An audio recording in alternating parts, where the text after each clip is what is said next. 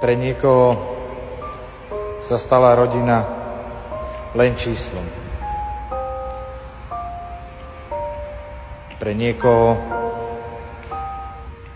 sa stali deti len nejakým predmetom, ktorý nám bol daný.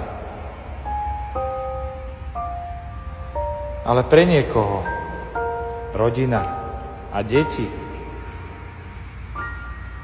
sú to najcennejšie, čo v živote má.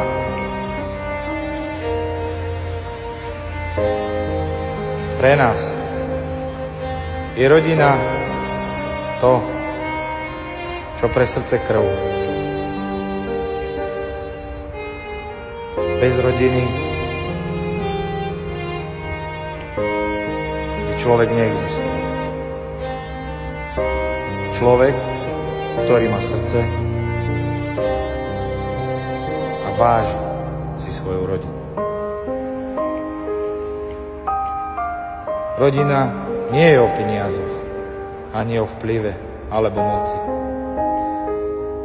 Ale rodina je o úcte, láske, porozumení.